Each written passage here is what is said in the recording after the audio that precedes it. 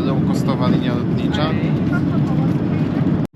Pan nam przerwał, więc trochę się urwało tam to nagranie. Przynieśli nam jeszcze takie tutaj coś słodkiego. To chyba jest jakieś ciastko. Teraz to też w dotyku wydaje się jak ciastko, zaraz otworzymy.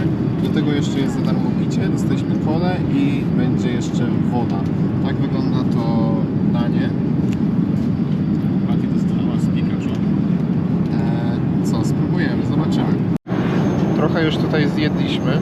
Ogólnie jest to całkiem niezłe. Jest to lepsze na pewno niż to jedzenie, które jedliśmy w tych argentyńskich i brazylijskich. O wiele. O wiele, tak, o kilka poziomów lepsze. Co jest gorsze tutaj, to nie dali żadnych kocyków, żadnych poduszek, ani nie rozdali nic. Chyba można sobie to kupić. Tutaj generalnie wszystko jest dodatkowo płatne, to jest słabe. Też to jedzenie nie było za darmo, nie było w cenie biletu, musieliśmy za nie dodatkowo zapłacić. Moje danie kosztowało chyba dychę, 10 euro, a Patrycji 12, więc tak trochę zgrzyt, jeżeli o to chodzi, no bo na takich długich lotach raczej moim zdaniem powinno być to zawarte w cenie. Ale no, jeżeli chodzi o samą jakość tego jedzenia, to nie można się za bardzo do tego przyczepić. Nie jest to może, wiecie, takie danie, które bym powiedzmy powtórzył w knajpie, ale jak na jakość samolotową jedzenia, to nie jest to naprawdę złe. Jest całkiem spoko. Dobre. Nie ma też tutaj na tej takiej przestrzeni na siedzeniach żadnych takich ekranów, jak mieliśmy właśnie w tych liniach argentyńskich czy brazylijskich.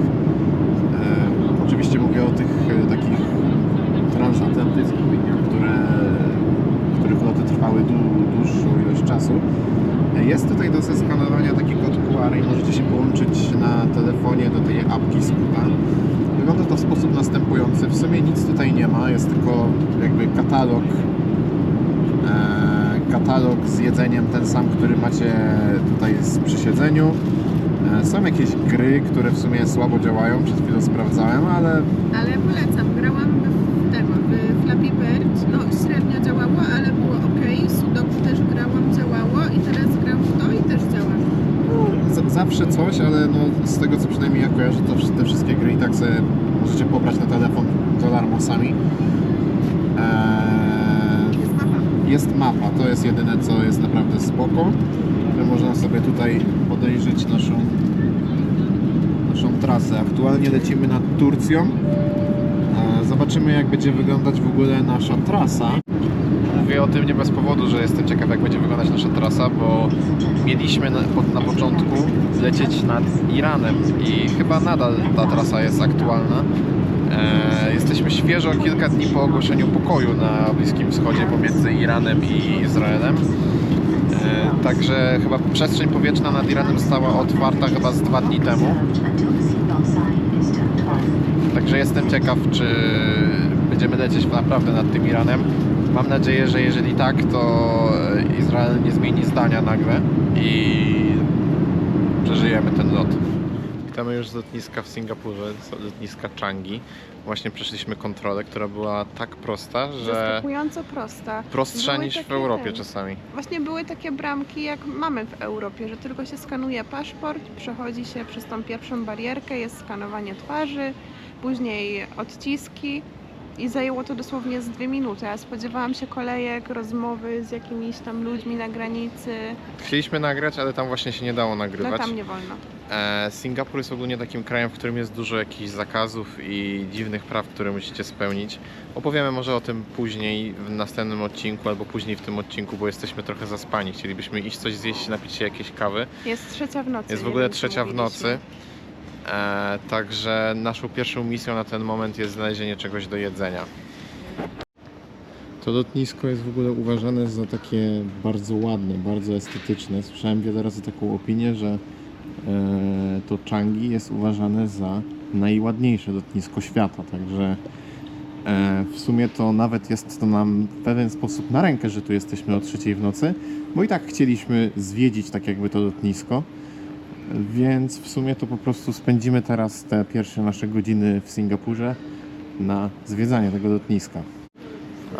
Jeszcze chciałem wcześniej powiedzieć o trasie, jaką pokonał nasz samolot.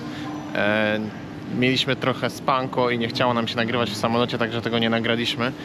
Ale nie lecieliśmy nad Iranem, lecieliśmy ostatecznie jeszcze dziwniejszą trasą niż się spodziewałem, bo lecieliśmy nad Turkmenistanem i Afganistanem, co mnie bardzo dziwi, bo byłem święcie przekonany, że Afganistan ma zamkniętą w ogóle przestrzeń powietrzną dla wszystkich samolotów pasażerskich, także to jest dziwne, ale lecieliśmy nad Afganistanem. Tutaj zaczynają się ciekawe rzeczy, jeżeli chodzi o lotnisko, tak jak mówiliśmy. To jest takie znane dosyć. Ja kojarzę, że tutaj woda powinna z tego się lać. Podejdźmy bliżej, zerknijmy, o co tu chodzi. To wygląda trochę, jakby na noc było wygaszone tutaj wszystko. No ale i tak robi to świetne wrażenie. Macie taki ogród botaniczny dżunglowy w sumie w centrum lotniska, wewnątrz lotniska. Fajna sprawa. Szkoda, że więcej lotnisk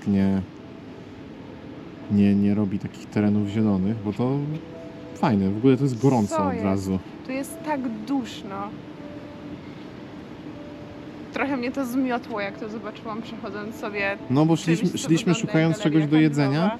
a tutaj nagle takie patrzymy wejście. w lewo, a to jest ogromne w ogóle. To jest wielkie, no. To ma, nie wiem ile, z 30-40 metrów ten sufit jest od nas? Wielkie to jest, naprawdę. Może trochę głupio nagrywać ludzi, ale bawi mnie to tutaj razem z tymi krzakami takie pobojowisko. Idziemy tam jest jedzenie. W ogóle to lotnisko jest ogromne i już tak z 2 razy się w sumie trochę zgubiliśmy. Mam nadzieję, że teraz idziemy dobrze.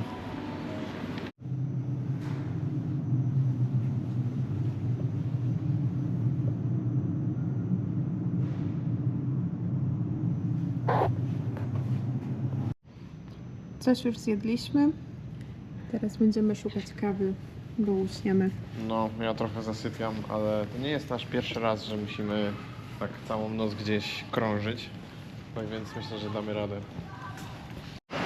Stoimy na przejściu i bardzo nas rozbawił ten napis, żeby nadusić, żeby mieć zielonego pana. Press for Greenman. I przy okazji to jest taki dźwięk, jakby do nas strzelali na tym No, przejściu. jakby z takich laserków Z strzelali. jakichś laserów, no. Swoją drogą jest ultra duszno, jest tak gorąco, ja jestem w kurtce, tak się pocę. Jesteśmy na zewnątrz chyba minutę, a już jestem spocony. Dobra, No. trzeba odpalić znowu tutaj Greenman. Press for Greenman. Tu znaleźliśmy taką interaktywną mapę, na której są te atrakcje wszystkie. Część z nich jest w ogóle płatna. O, patrzcie, chcecie się przejść taką siatką pod sufitem? Możecie za $19 singapurskich. Mirror Maze. No, O. dużo tu jest do roboty generalnie na Co tym to lotnisku. To jest to z Black Mirror, te rowerki. Myślisz, że nie dostają pieniądze za to pedałowanie? Nie, płacą pewnie za to. Pewnie płacą za to. I to wytwarza energię na lotnisku. Dobra, dużo jest jakichś takich bundle deali, zestawów. Okej, no to chyba tyle. A tu na przykład? A jakieś promocje? Ogólnie chcielibyśmy z buta przejść na inny terminal. Trochę nie umiemy się połapać w tym, bo to lotnisko no, jest bardzo duże. I Ha, trochę nie wiemy gdzie iść. O, o Jezus. co ty zrobiłaś? Nie wiem. Ty, to ma jakiś dach. Wow. Weź zobacz ten dach. Że co, że to? No. Patrz na to. Idziemy na ten dach? No to tam chyba są te atrakcje wszystkie, co? Nie No. wiem, spróbujmy się przejść. Czekaj, pinch to zoom. O Jezus. Angle rotation. Myślisz, że to wszystko jest płatne? Może da się tam No przejść? tutaj są te siatki, myślę, które są płatne. Możemy zobaczyć, jak wysoko uda nam się wejść. Spróbujmy, tam są schody, dawaj. No dobra. Dobra, nie udało nam się wejść na sam szczyt, ale udało nam się znaleźć ten link bridge do terminalu drugiego, czyli to, czego szukaliśmy w sumie. I to jest taki, widzę, tunel nad ziemią, który po prostu nas tam naprowadzi. Fajnie. Ale palmy na zewnątrz, patrz. Ale piękne palmy, takie jak z filmu. Idealne. Udało się przejść na terminal drugi. Nawet, może nam się wydaje, może się nakręcamy, ale nawet sam ten terminal tak futurystycznie wygląda. Tak, nie wiem, no dziwnie, no nie widziałem takiego terminalu jeszcze na żadnym lotnisku, nigdy, nigdzie.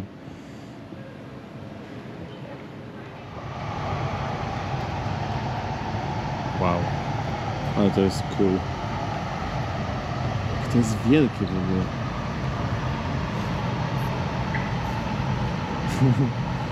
No ciekawe, ciekawe. Znaleźliśmy busa, który odjeżdża z piwnicy. Nagraj to. Tego nie trzeba dusić, tylko przykłada się palec. Co jest? No jest, że touchless buttons. To jeszcze chyba nie widzieliśmy takiego czegoś Nigdy też. czegoś takiego nie widziałam. No, ocieka takim futuryzmem i przyszłością to lotnisko. Bastu City tam widzę daleko. W ogóle to też musimy wspomnieć o tym. Ilość toalet, która jest na tym lotnisku, jest nieprawdopodobna i ilość takich wodopojów też. No. Ale I to jest na swoją przykład drogą, fajne, mi się to bardzo podoba. w tych toaletach tak ładnie pachnie. Nigdy nie było w toaletach, które pachną lepiej niż te na tym lotnisku, a byłam chyba w 4 różnych tutaj.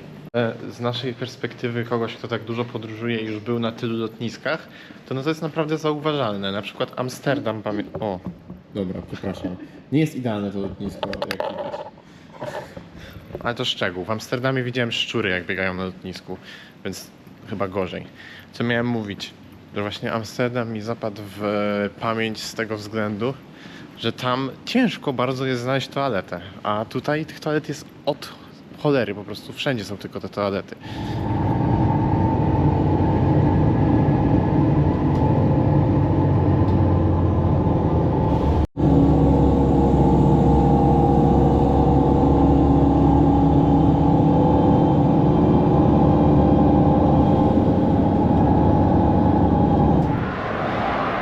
Dobra, wysiedliśmy z busa. Wysiedliśmy w samym centrum. Wygląda to naprawdę ciekawie. Jeżeli chodzi o busa i płatność za busa, to jest banalnie prosta. Przykładacie tylko kartę do terminala przy wejściu i przy wyjściu i automatycznie ściąga Wam kwotę. Telefonem też można. Można też kartą podpiętą do telefonu. My tak zrobiliśmy, zaraz damy znać, ile to kosztowało, bo w sumie jeszcze nawet nie sprawdziliśmy. Na razie idziemy zrobić coś, co chcieliśmy zrobić już od dawna, czyli przetestować azjatyckie, w sumie i też amerykańskie sklepy 7-Eleven, czyli taki odpowiednik naszej Żabki, można powiedzieć. Bardzo znane też, na pewno o tym słyszeliście. Tutaj widzę, że mamy jeden z nich. Zobaczymy, co tam można kupić ciekawego. Na wejściu tutaj już ciekawe takie street foodowe rzeczy. Jakiś kurczak, tutaj nuggetsy, tutaj takie pączki małe, jakieś muffinki, o nudle. Okej. No, dużo z tych rzeczy widzę po raz pierwszy. To jest jajko. To jest jajko. Do zupki. Tutaj widzę, że mają te takie sorbety jakby owocowe. Słyszałem o tym, że to jest bardzo dobre. Dużo jakichś takich tutaj wrapów, kanapek, tofu, innych takich tego typu rzeczy. Takie, co w Holandii były. O, te jedliśmy w Holandii, są pyszne generalnie. Słyszałem bardzo dużo dobrego o tych onigiri, że one są Ja chyba sobie bardzo wezmę dobre. jedno. Czy może jedno na pół na razie? Może weźmy jedno na pół. Takie grill salmon? Te jajka. One są podobno dobre, te jajka. Kupiliśmy takiego Red Bulla. Wygląda dosyć ciekawie. Jest napisane Classic. Ciekawe, czemu taka różnica w wyglądzie. Herbatka o smaku mango. Jest bardzo dobra, już sprawdziliśmy. I idziemy zaraz dalej zwiedzać. Śmiesznie widzieć ten budynek tak w rzeczywistości, a nie tylko ze zdjęć. Tutaj na tej kładeczce jest super widok na skyline.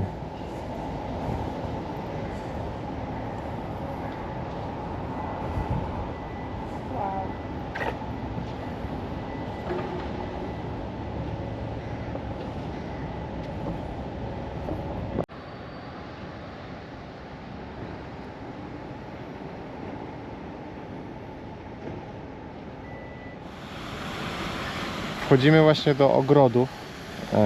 Nazywają się one Gardens by the Bay. Jest to jedna z chyba z najbardziej znanych i rozpoznawalnych atrakcji turystycznych Singapuru. Są to takie, jakby to nazwać, takie grzybki, powiedzmy. Świecą się one w nocy. Jesteśmy już tutaj za dnia, więc nie świecą się, ale i tak niesamowite wrażenie na nas robią tutaj te rośliny i no takich rzeczy u nas w Europie nie ma po prostu, jak tutaj rosną. Ale to ładnie. No pięknie. Piękne te rośliny tutaj. Ale tutaj po drodze przypadkiem trafiliśmy na widok świetny.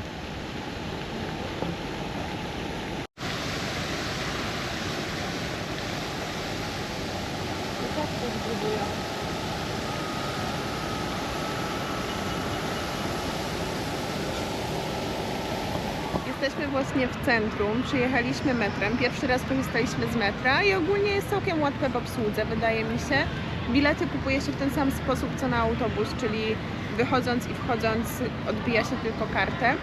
No i przyjechaliśmy do centrum, ponieważ dzisiaj jest pokaz fajerwerków z okazji generalnej próby w przygotowaniach do Święta Narodowego.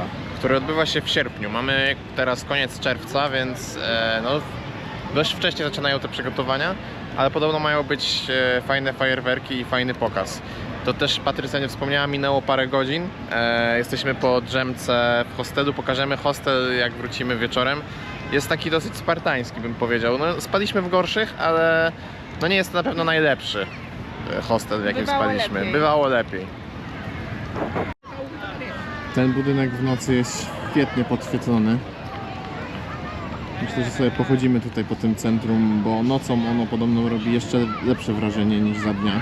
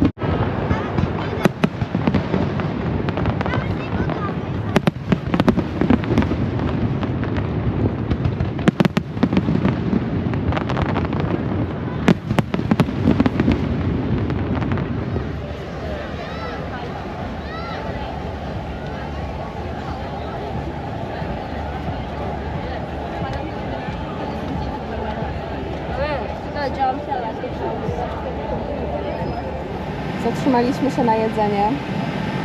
Dzisiaj zjemy coś tajskiego. Właśnie pytamy Właśnie czatu GPT. Pytam czatu, co to znaczy to danie. Tak się prezentuje miejsce, w którym dzisiaj będziemy jeść kolację.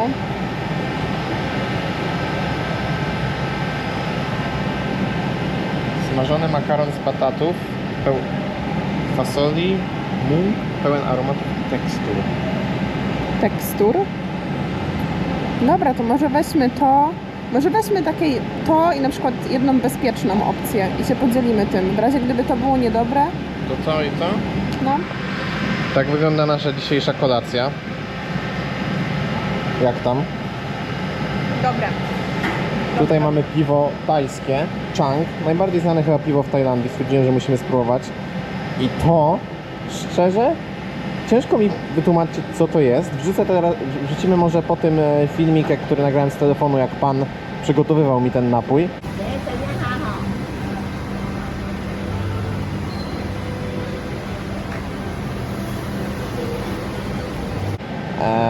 Trzeba się doinformować, bo szczerze nie mam pojęcia, co to jest, ale jest to smaczne. Michał jak to przyniósł, powiedział, że to jest napój z kija. No bo to wyglądało generalnie tak, że pan po prostu wyciągnął kij z lodówki i wrzucił do takiej maszynki, która to mieli i z tego się wywiedzielił jakiś płyn i to jest to. Dobre. Kosztowało $1 chyba albo $2, więc spoko, generalnie tanie, nie? Smakuje tak jak brzmi, jak taki napój z kija. Całkiem słodki, orzeźwiający za tym. Spoko, jak dla mnie smaczne. Tak, było takie normalne, bym powiedział. Nie było żadnego uniesienia, ale no w sumie też po takich miejscach nie spodziewamy się chyba jakichś uniesień. Ale było naprawdę w fajnych pieniądzach i tak czuć, że to jest po prostu lokalne, prawdziwe jedzenie. A jeżeli jeszcze chodzi o to piwo, bo wzięliśmy piwo tajskie Chang, jest całkiem też zwyczajne, smakuje jak taki klasyczny lager z Europy. A co do tego, to jest ultra słodkie i dla mnie to jest chyba aż za słodkie, gdzie ja generalnie Ale lubię ma taki słodkie picie. posmak trawiasty. Czuć, że to jest z jakiegoś badyla. To by było na tyle z naszego pierwszego vloga z Singapuru, z pierwszego vloga z Azji. W sumie był taki trochę pocięty, bo też byliśmy zmęczeni, większość czasu była przerwa na spanie. Także to były takie nasze pierwsze wrażenia. Jutro, jak już może nam trochę przejdzie jetlag i się wyśpimy, to spróbujemy trochę merytoryczniej poopowiadać o Singapurze, bo jest to ciekawe państwo i jest tutaj ciekawych dużo rzeczy, które myślę, że warto opowiedzieć i pokazać. Także zapraszamy na nasze następne vlogi. Mam nadzieję, że Wam się podobało. Zostawcie jakiegoś suba, zostawcie komentarz, lajka, cokolwiek. Zapraszamy też na naszego Instagrama, naszego TikToka. Też tam jesteśmy, dodajemy regularnie. Także będzie nam miło, jak wpadniecie. Pa, pa!